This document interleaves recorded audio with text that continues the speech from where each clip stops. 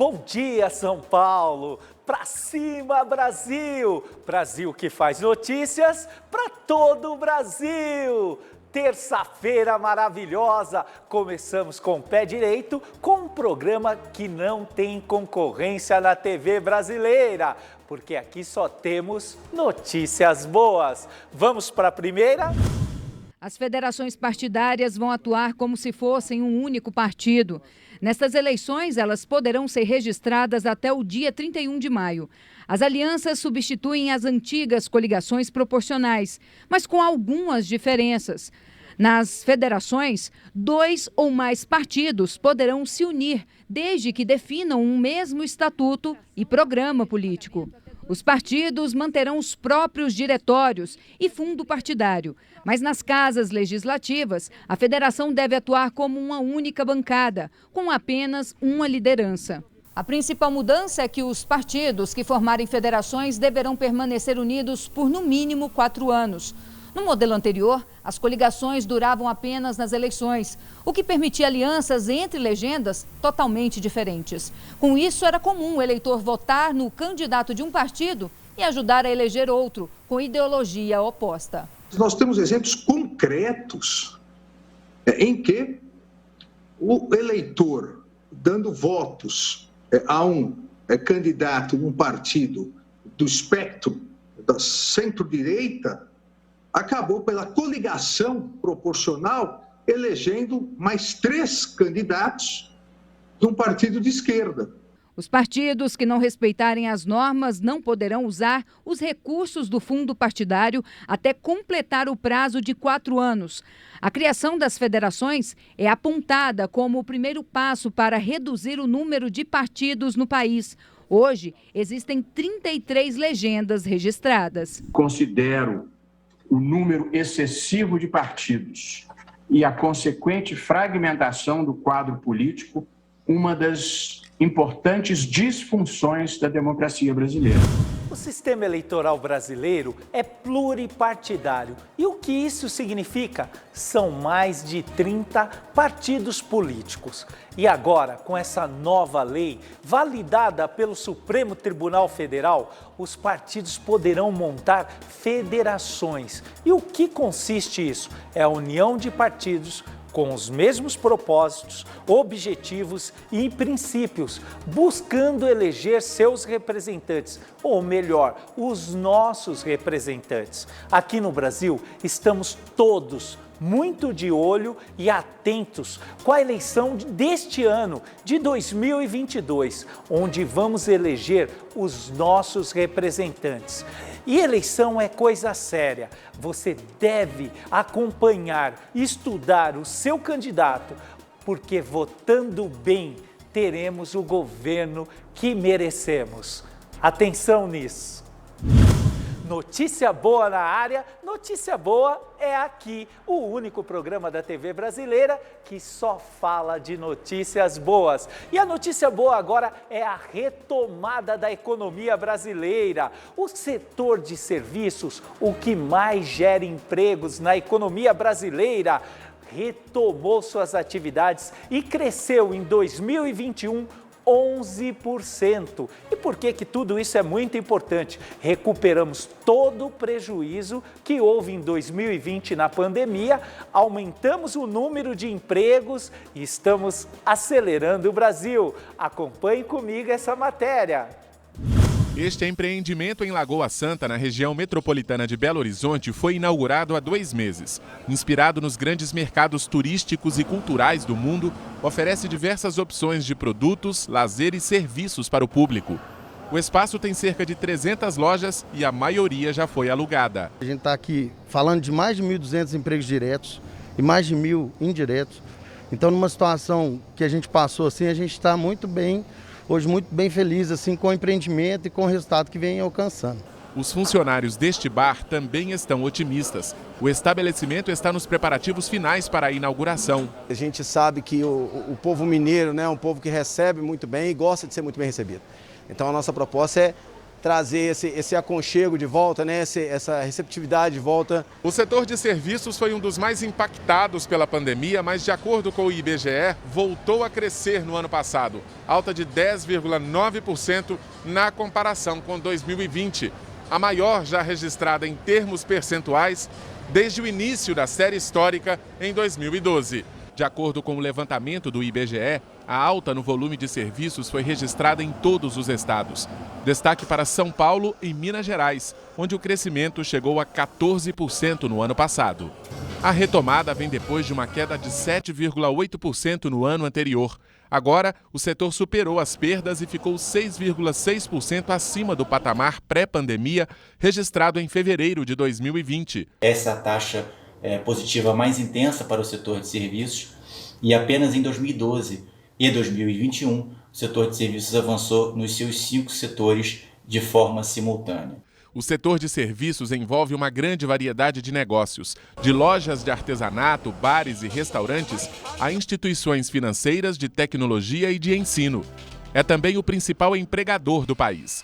Em 2021, foi o recordista de abertura de vagas com carteira assinada, mais de 1.200.000. A gente está vendo, bem dizer, de 2 anos seguidos de pandemia e um desemprego muito grande, uma incerteza de todo mundo, mas agora voltamos aí acreditando que com certeza vai dar tudo certinho.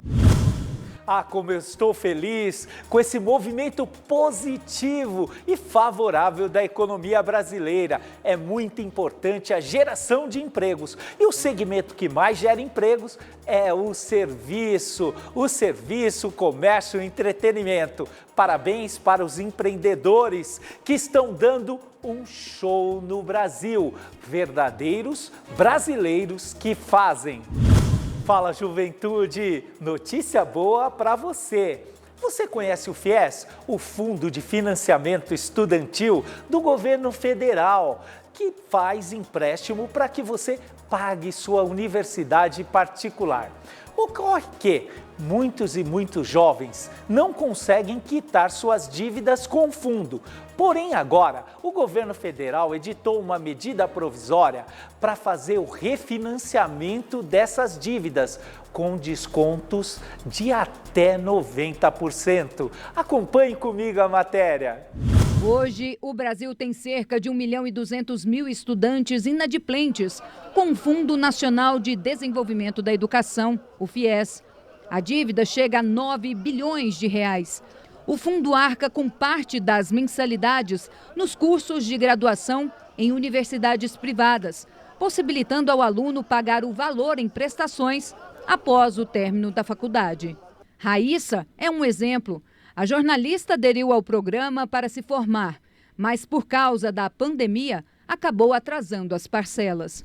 Redução de salário, meus pais ficaram doentes, eu tive que ajudar nas despesas de casa e acabou que isso atrapalhou um pouco eu manter esse pagamento em dia. Eu não consigo limpar meu nome está sujo por conta disso. Para que jovens como a Raíssa saiam da inadimplência, o presidente Jair Bolsonaro regulamentou hoje as regras para a renegociação de dívidas, retirando do valor total a multa e parte dos juros. Essa questão do FIES também foi muito bem resolvido pelo Paulo Guedes e pelo Milton. E a garotada, mais de 1 milhão de jovens, vão ter a oportunidade de pagar a sua dívida, pagar 8% da dívida, já tirando fora juros e multas por possíveis atrasos.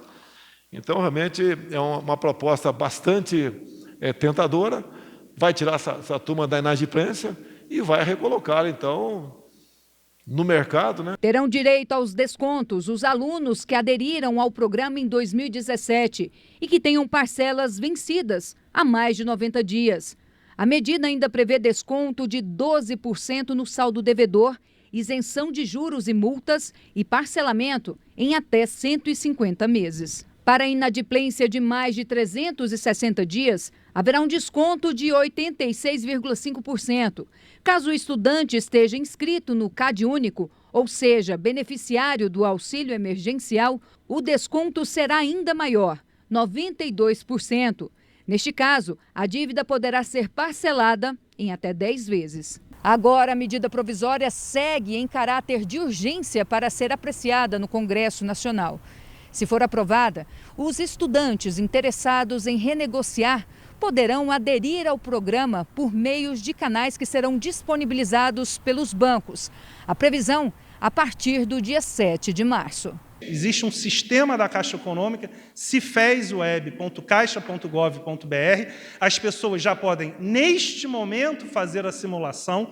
Então, hoje, quem está devendo e quiser pagar, com todas as informações do Ministério da Educação, neste momento já vai saber quanto tem que pagar e quanto que é o desconto. Não há necessidade de ir às agências.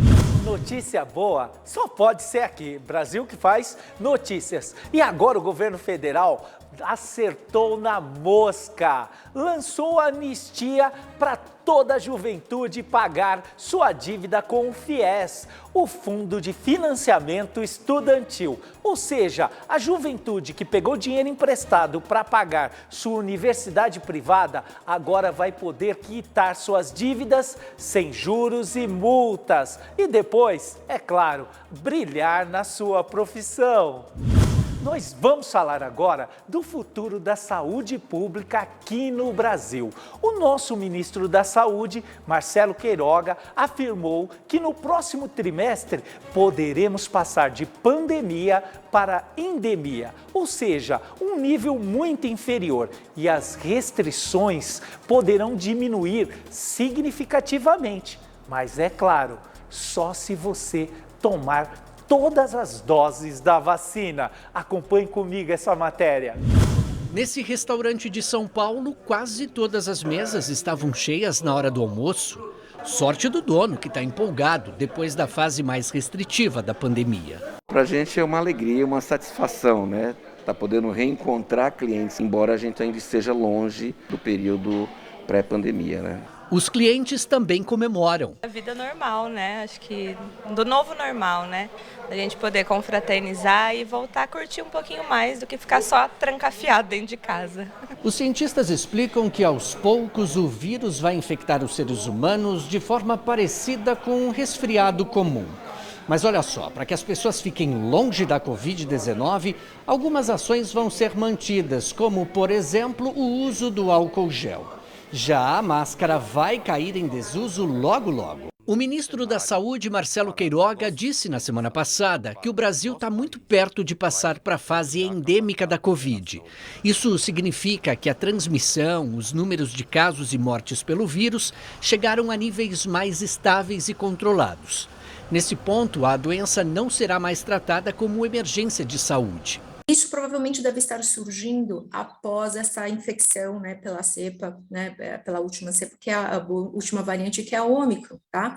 E isso vem conferindo uma imunidade dada pela doença, ou seja, quem foi infectado, e isso pode garantir uma certa estabilidade, provavelmente. Antes do Brasil, países como o Reino Unido, França, Espanha e Dinamarca já anunciaram que, em breve, não irão mais tratar a Covid-19 como uma pandemia. Esperamos atingir, né, a proteção de boa parte da população, para que a gente possa ficar mais tranquilo e possa ser considerado, né, um número estável de casos, né, para que a gente possa vivenciar agora uma nova fase, uma outra fase. A esperança é assim, as pessoas mais confiantes para poder sair, frequentando os lugares, né? E gradativamente a gente indo retomando a vida que a gente tinha anteriormente. O nosso repórter Arthur Neves mandou muito bem nessa matéria.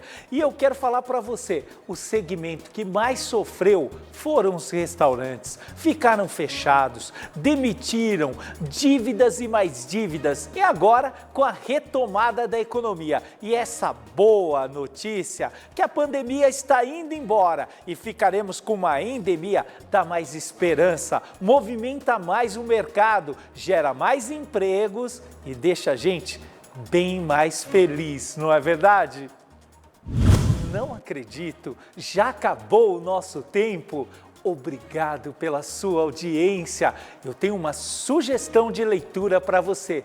O meu livro que está disponível na Amazon.com. Uma ótima terça-feira.